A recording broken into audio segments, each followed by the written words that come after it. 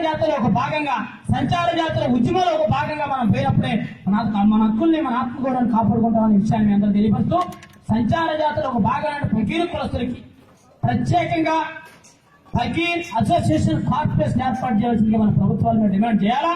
దాని మీద నేను పెద్దల పాత్ర పోషిస్తానని ఈ రోజు ఈ సభాత్మకంగా మీకు అందరికీ హామీ ఇస్తా ఉన్నాను. రాత్రి చెప్పాను ఖైదా ఖాన్ ఆంధ్రప్రదేశ్ లో ఉన్నటువంటి ఫకీర్ అసోసియేషన్ కి, ఫకీర్ కులాలు ఎవరైతే ఉపకులాలు ఉన్నాయో వీళ్ళందరికీ కూడా ప్రత్యేక కార్పొరేషన్ ఏర్పాటు చేయడంలో పెద్దల పాత్ర పోషిస్తాను, కంగారు పడకని చెప్తే అన్న చాలా అభినందన తెలియజేస్తామని చెప్పాడు.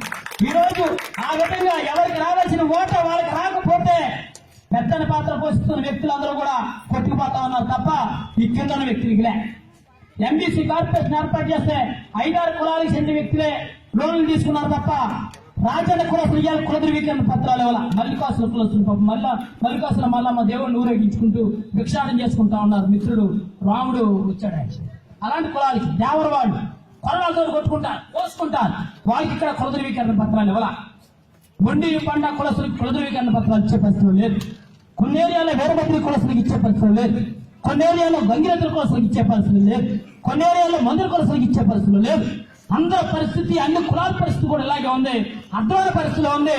అందరూ కూడా ఐక్యత చేసి ఐక్య పోరాటం చేయకపోతే ఆత్మగౌరవాన్ని, అస్తిత్వాన్ని కోల్పోతామనే విషయాన్ని మీ అందరికీ తెలియపరుస్తూ, రానున్న కాలంలో సంచార జాతుల ఆత్మగౌరవం కోసం మనం అందరూ పోరాటం చేయాలని, రానున్న కాలంలో ఎవరైతే ఫకీర్ కులస్తులకి పక్కా గృహ నిర్మాణ పథకంలో వస్తు ప్రయాసం ఇవ్వాలని, ఎవరైతే ఫకీర్ కులస్తులకి పక్కాగా చదువుకున్న పిల్లలు ఎవరైతే ఉన్నారో వాళ్ళందరి స్కాలర్షిప్ లో కూడా ఫస్ట్ ప్రయాసం ఇవ్వాలని, అలాగే ఎవరైతే సంచార జాతులు ఒక భాగమైనటువంటి ఫకీర్ కులస్తులకి ప్రత్యేక కార్పొరేషన్ ఏర్పాటు చేసి ఒక అధ్యయన కమిటీ చేసి దీనిలో స్టడీ చేయాల్సిన బాధ్యత రాష్ట్ర ప్రభుత్వం తీసుకుని, ఎవరికైతే కుల ధృవీకరణ పత్రాలు ఇవ్వటం లేదు, ఎవరికైతే ఇల్లు స్థలాలు లేవో వాళ్ళందరికీ కూడా పక్కా ఇల్లు, పక్కా కుల ధృవీకరణ పత్రం ఇచ్చే విధంగా రాష్ట్ర ప్రభుత్వం మీద పోరాటం చేయడానికి నేను సిద్ధంగా ఉన్నాను. మీరందరూ కూడా సహకరించాలని, రానున్న కాలంలో ఏ రాజకీయ పార్టీ అయినా సరే, ఏ రాజకీయ నాయకులు అయినా సరే వాళ్ళ దగ్గర మనం ప్రశ్నించినప్పుడు, వాళ్ళ దగ్గర మనం పోరాటం చేసినప్పుడే మన హక్కుల్ని, మన ఆత్మ గౌరవాన్ని కాపాడుకుంటాం తప్ప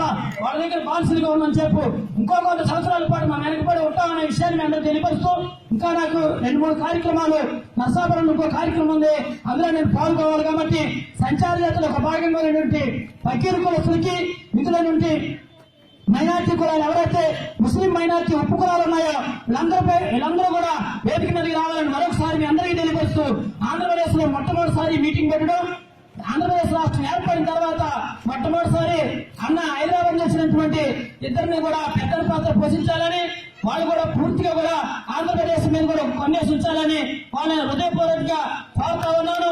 వెంకటారెడ్డి గారితో కూడా మాట్లాడటం జరిగింది. అదేవిధంగా అన్న తుర్కకాశం చేసినటువంటి అన్న హేమా పాషా గారిని కూడా ఎవరైతే తుర్కకాశ కులస్తులు ఉన్నారో వాళ్ళు కూడా రాష్ట్ర కమిటీలోకి ఇవ్వండి, మేము పూర్తిగా కూడా బాధ్యత తీసుకొని పనిచేస్తా ఉన్నాం.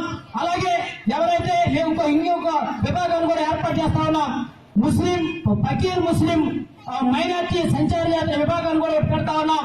సంచార జాతర ఒక విభాగంలో వాళ్ళు కూడా ఇంక్లూడ్ చేసుకుని సంచార జాతర ఒక భాగంగా వాళ్ళు కూడా కలుపుకుని పనిచేయడానికి సిద్ధంగా ఉన్నాం. మీరందరూ కూడా మేము చేతుగా పనిచేసే వ్యక్తులు, గ్రామ స్థాయిలో, మండల స్థాయిలో, జిల్లా స్థాయిలో, రాష్ట్ర స్థాయిలో పనిచేసే వ్యక్తులు, మీరందరూ కూడా పెద్దల పాత్ర పోషించవచ్చు.